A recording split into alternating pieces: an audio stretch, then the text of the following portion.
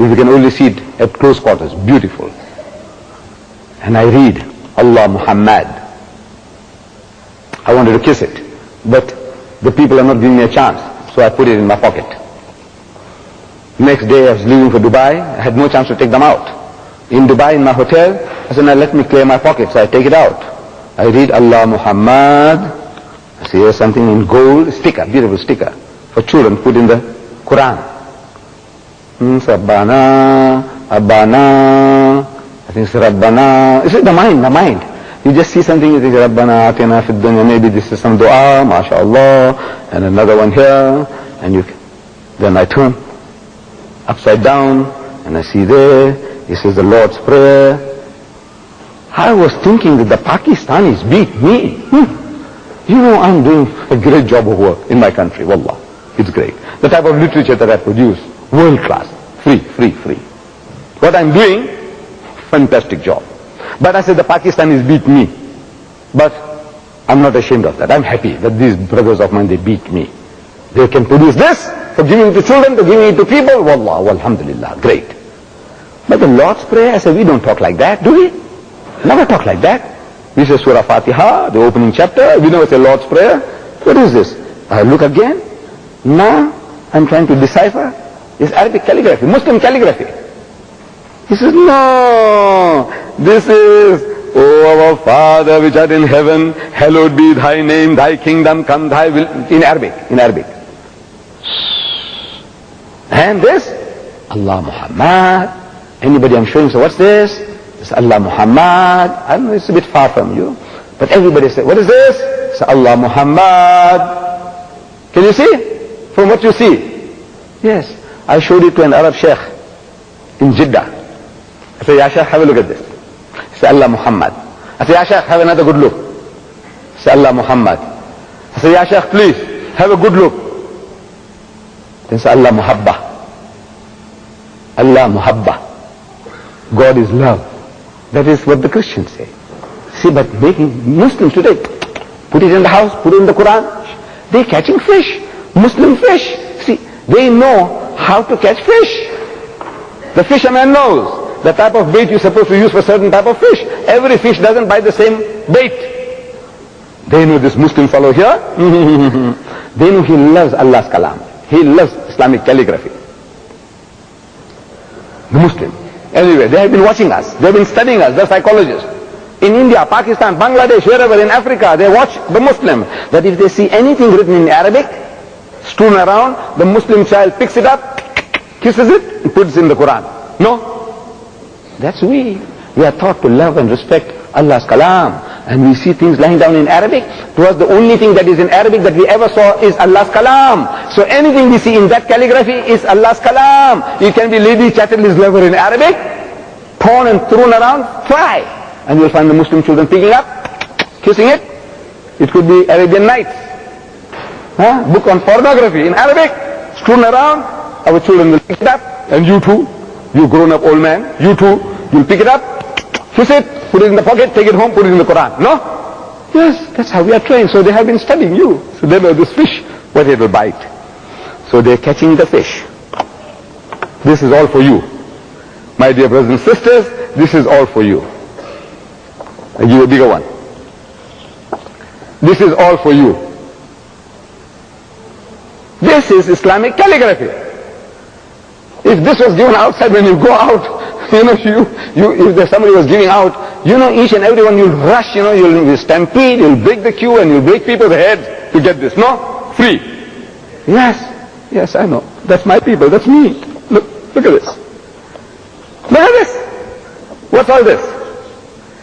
This is Christian. This is the Bible. These are the Bible verses of the Bible. To catch this fish, this Muslim is going to bite this. They know how to catch fish. Books they give out to our people. Books. Look at this. Christian witness among Muslims. You see a man here, looks like a Nigerian or a Sudanese with this turban. He's got a tasbih, a subhi in his hand. He says Subhanallah, Subhanallah. He's got in his hand, and it's written at the bottom here, Inna Allah yubashiruki bi kalimatin minhu ismuhu al-masih wa Isa ibn Maryama. What are you going to do with it? What are you going to do with it? Kiss it? Yes, Allah's kalam. And put it next to the Quran. You know what is this? A snake in the house. This is a snake in the house. This is Christian missionary book, but you can't tear it, you can't throw it, you can't burn it. He's caught you. Because it's got Allah's kalam. They know how to catch fish. Here is somebody, looks like our brother of the Tablighi Jamaat. No insult. Wallah, no insult to anybody. He looks like a man, full grown beard with a zulfa. You know zulfa, with long hair. And his name is K.K. Alawi. Muslim. K.K. Alawi. He is a murtad. He has now opted for, he's a Christian. But he's got the nice lovely beard and nice zulfa. And his name is K.K. Alawi. And you read, you open the book, verses of the Quran, verses of the Quran, verses of the Quran. What do? Kiss it and put it next to the Quran. Another snake in the house. They know how to catch fish. Here, why I became a Christian. Sultan Muhammad Paul. Sultan Muhammad, he's become now Paul. Open the book. He's a Pathan. The Pathan fellow said, now we are right. I say, you're Pathan, this is Pathan.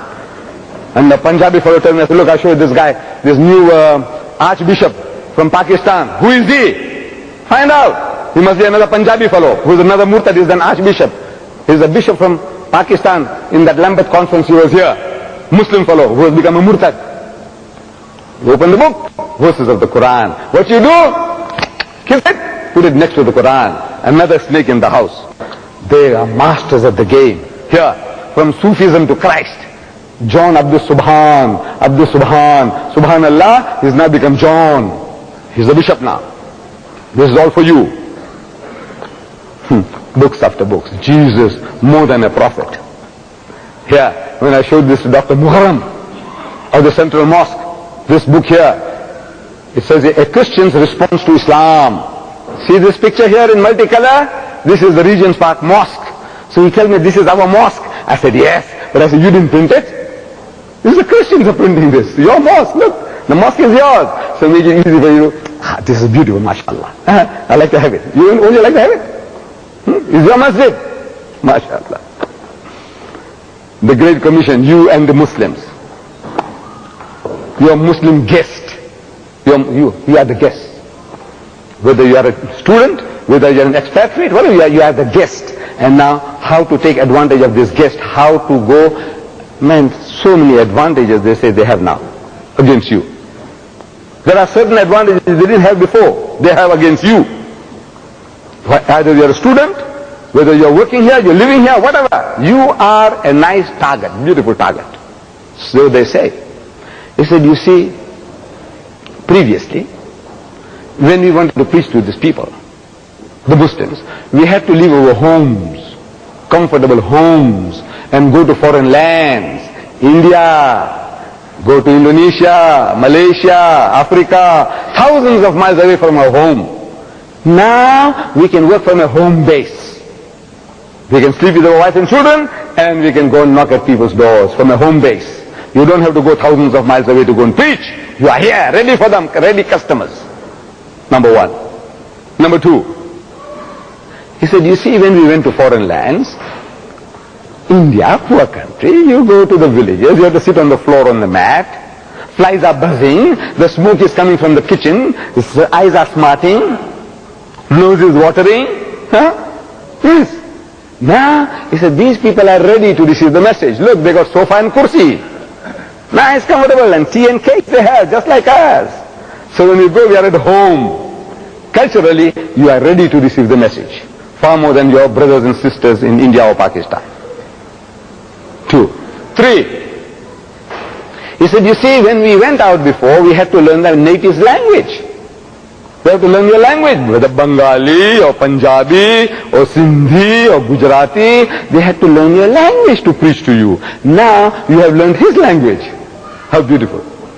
Look, you are ready to receive the message. Look, are you listening to me? You understand what I'm talking in English? Yes, so you are ready to receive the Englishman's message, the Christian's message saying.